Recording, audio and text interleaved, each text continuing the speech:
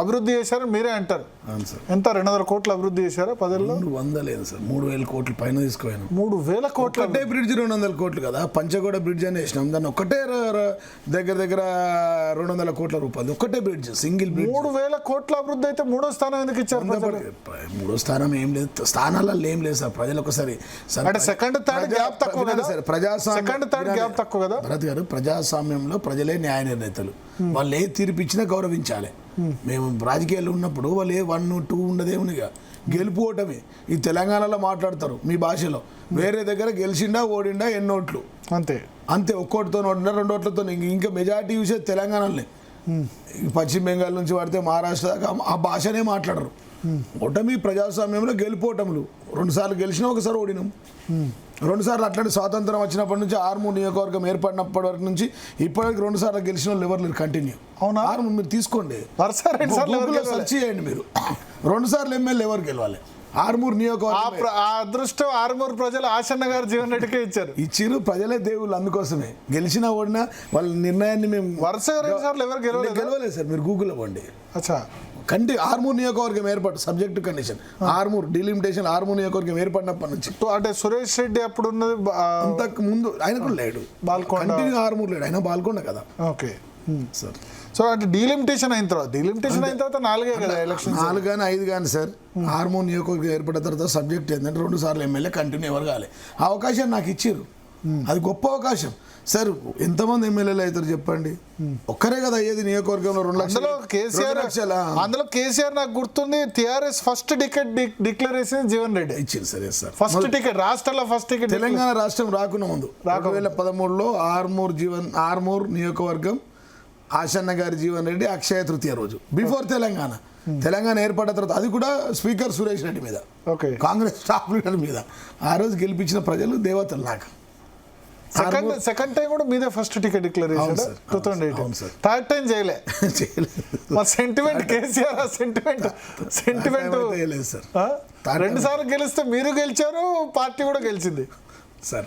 మా third time ఎందుకు మీది ఫస్ట్? మేము అనేది అంత అవకాశాలు అంతా ఇప్పుడు సామాన్య కుటుంబంలో పుట్టిన మేము, మా అమ్మ సర్పంచ్ కాదు, మా నాయన ఉప సర్పంచ్ కాదు. అట్లాంటిది ఇంత గొప్ప అవకాశం ఓన్లీ అది బీఆర్ఎస్ పార్టీ టీఆర్ఎస్ పార్టీతోనే వచ్చింది కదా మాకు. 2 సార్లు ఎమ్మెల్యే, పిఈసి చైర్మన్, జిల్లా అధ్యక్షుడు, మొన్నటి వరకు తాజా మాజీ జిల్లా అధ్యక్షుడు నేనే. ఈ సింగిల్ పార్టీ 23.5 సంవత్సరాలు ఒకటే పార్టీలు ఉన్నాం. ఇంకేం కావాలా మనం? మంత్రి కావాలి, అది అవుతాం సార్. ఏదో ఒక రోజు అవకాశం ఇస్తే దేవుడు, కేసీఆర్ ఇస్తే అవకాశం ఇస్తే అవుతాం. అది మళ్ళీ గెలవాలా, ప్రజలు ఉండాలా, ప్రజల పక్షాన్ని 3 ఏళ్ళు కొట్లాడాలి, మళ్ళీ గెలవాలి. తర్వాత అవకాశం వస్తే కేసీఆర్ గారు ఇస్తారు. సో మీరు అన్నట్టు ఇప్పుడు ఎక్కువ టీవీ ఛానల్స్ కంటే ఎక్కువ సోషల్ మీడియా, డిజిటల్ మీడియాలో ఉంటారు. జీవన్ రెడ్డి రీల్స్ బాగా పోతాయి కదా. సార్ ఇప్పుడు అంశం టు అంశం ఉంటాం సార్. మీరు ఎప్పుడైనా గమనించండి భరత్ గారు, ప్రతి ఇష్యూ బేస్డ్ ఉంటాను. ఇప్పటికి ఓడిపోయిన తర్వాత 250 ప్రెస్ మీట్లు పెట్టి ఉంటారు సార్. 250 దాదాపు. హైదరాబాదు ఇంట్లో మాట్లాడింది, ఆర్మూర్లో మాట్లాడింది, నిజామాబాద్ జిల్లా అధ్యక్షుల పార్టీ ఆఫీస్లో, ఇక్కడ పార్టీ ఆఫీస్లో అత్యధిక ప్రెస్ మీట్లు మాట్లాడి. చర్చలకు మాత్రం అసలు ఓన్లీ ప్రెస్ మీట్. అంటే ఇప్పుడు ఏమైపోయిందంటే టైం ఉంటలేదు. అంతకుముందు 7 o'clock ఇక్కడ ఉండేది కదా. ఇప్పుడు మొత్తం ప్రజా సమస్యలపై పోరాటం చేస్తున్నాం, ఆర్మూర్లో ఉంటున్నాం, మంచి చెల్లెకు పోతున్నాం, పెళ్ళిళ్ళు. మీకు టైం ఉండకపోవడం ఉండదు లేదు సార్. ఈ టైం మిగతా వాళ్ళకు ఉంటుంది కానీ మీకు టైం ఉండకపోవడం. నాకు ఎందుకంటే మీరు మబ్బున 3:30కి లేస్తారు కదా. అవును, 3:30, 4 గంటలకి లేస్తారు. ఇక మీకు టైం ఉండకపోవడం 8 గంటలకు. జనతా గ్యారేజ్ అని ఒక ప్రోగ్రామ్ పెట్టినాం ఆర్మూర్లో. ప్రజా సమస్యలపై ఎవరన్నా ఒక ఇన్ఫర్మేషన్ ఇస్తే దాని మీద తీసుకొని ఎఫ్ఐఆర్ దాన్ని రిజిస్టర్ చేయడం, దాని ఛార్జ్ షీట్ సబ్మిట్ చేయడం. ఆ కేసు తేలకపోతే మా ప్రభుత్వం జనతా గ్యారేజ్ ఇప్పుడు మొన్న మా ఎమ్మెల్యే రాకేష్ రెడ్డి మీద 2 కబ్జా కేసులు. ఇది అంకాపూర్ గ్రామంలో ఆయన యంగ్ ఇండియా స్కూల్ తీసుకొచ్చాడు భరత్ అన్న. దాని పక్కనే 10 ఎకరాల అసైన్మెంట్ ల్యాండ్ కొన్నాడు, విత్ ప్రూఫ్ ఎవిడెన్స్ ఉంది. ప్రజెంట్ ఆయన ల్యాండ్ అక్కడ కంపౌండ్ హాల్ పెట్టుకొని, ఇక్కడ రేవంత్ రెడ్డికి లోపల పోయి దండం పెట్టుకొని, అన్న నేను మీరు ఒకటి ఫెవికాల్ బంధం కదా, బీజేపీ కాంగ్రెస్ ఒకటని దాని పక్కన యంగ్ ఇండియా స్కూల్ తీసుకొచ్చాడు. ఆయన ల్యాండ్ పక్కనే. మీరు G24 విలేకరుని పంపించి తీసుకోండి. మొన్నొకటి KGVB స్కూల్ నడి మధ్యలో కడిలేసాడు సార్ ఆయన ప్రధాన అనుచరుతో. నేను మొన్న పోయి అక్కడ వీడియో లైవ్ పెట్టాను. నా లైవ్ కూడా మీరు చూడండి, లోకల్ టీవీలలో వచ్చినాయి, పేపర్లు వచ్చినాయి. మీరు ఆర్మూర్ నియోజకవర్గంలో చాలా కబ్జాలు చేశారంటారు. ఆర్టీసీ ఆస్తి కూడా, ఆర్టీసీ ఆస్తి 2013లో కాంగ్రెస్ ప్రభుత్వ హయాంలో ఉన్నది.